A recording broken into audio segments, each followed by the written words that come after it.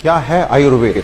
आपके किचन में रखे हुए कुछ गरम मसाले, या धोती कुर्ता और तिलक लगाकर पेड़ के नीचे दवाइयां बांटता हुआ कोई झोला छाप डॉक्टर, या आयुर्वेद के नाम पे सड़क के किनारे तंबू लगाकर दवाइयां बांटता हुआ एक पाखंडी, या बिना रिसर्च के लिखी गई कोई देहाती किताब? अफसोस की बात है कि हम में से अधिकतर लोग यही मानते हैं और यही जानते हैं, और इसी चूक का परिणाम है कि आज हमें यह दिन देखने को मिल रहा है।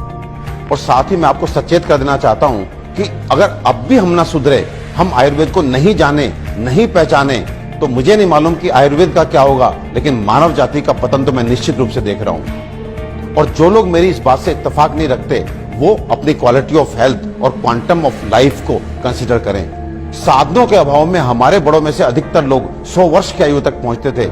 ये वो आयु है जिसकी आज हम साधन संपन्न होने के बावजूद भी कल्पना तक नहीं करते। और मैं एक बार आपसे पूछना चाहता हूं कि ये जो मॉडर्न साइंस है, ये किस तरह का इलाज कर रही है? कि आपको यदि शुगर हो गया तो आप दवाई खाइए, कब तक? जिंदगी भर।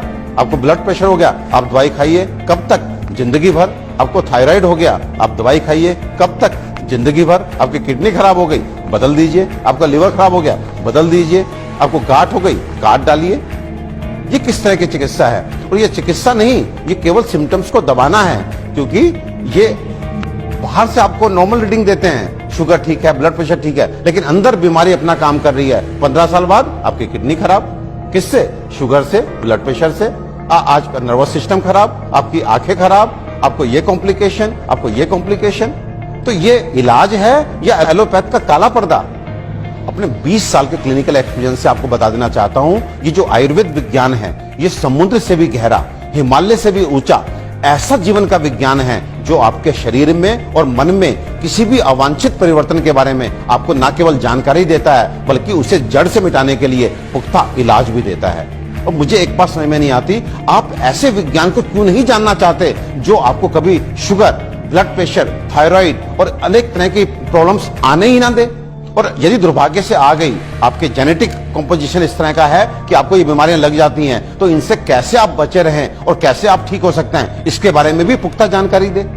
मित्रों, आयुर्वेद सबसे पहले स्वस्थ से स्वास्थ्य रक्षण के लिए आपको ऋतुओं के हिसाब से आपको क्या खाना चाहिए, क्या पीना चाहिए, किस तरह की जीवनचर्या आपकी होनी चाहिए, ये सब सिखाता है। और उसके बाद अनफॉर्चुनेटली यदि आप बीमार पड़ते हैं तो यहाँ पर लाखों दवाओं का वर्णन है, जिसमें आपकी काष्ठ औषधियां यानी कि जड़ी बूटियों से बनी औषधियां, आपकी मिनरल्स यानी कि खनिजों से बनी औषधियां, रस औषधियां, इतनी सारी औषधियों का वर्णन है जो आपके उन बीमारियों के लिए भी आपको इलाज देती हैं, जिसमें आज का मॉडर्न साइंस जो है अपने हाथ खड़ा कर देता है। आज फैली किसी भी विषाणु जनित बीमारी के लिए वेंटिलेटर्स का इंतजाम मॉडर्न साइंस करता है। केवल किस लिए? इसलिए कि वो तब तक आपको जीवित रख सके जब तक वायरस अपने आप आपको छोड़ के नहीं चला जाता। तो ये किस तरह का इलाज है? जबकि आयुर्वेदिक औषधियां ऐसी हैं जो सीधे जाके वायरस को मार के आपको बीमारी से बाहर लेके आती हैं, आपको मौत से मुंह के बाहर लेकर के आती हैं। तो दोस्तों, विश्वास कीजिए, अपने आयुर्वेद को मान दीजिए, सम्मान दीजिए, जानिए, पहचानिए, अपनाइए और अपने जीवन को, अपनी हेल्थ को अच्छा कीजिए। आयुर्वेद का इलाज ना तो धीमा है और ना ही लंबा, बल्कि यह रोगों को जड़ से खत्म करता है। आधुनिक सर्जरी दुनिया को आयुर्वेद की ही देन है। आचार्य सुश्रुत को सारा संसार निर्विवादित रूप से शल्य चिकित्सा का जनक मानता है। आयुर्वेद में उन बीमारियों की भी सफल चिकित्सा हो सकती है जिन्हें आधुनिक चिकित्सा विज्ञान लाइलाज मानकर आजीवन रोगी को दवाएं खिलाता रहता है। आयुर्वेद आपके और आपके बच्चों के लिए सुरक्षित है। आयुर्वेद अपनाएं।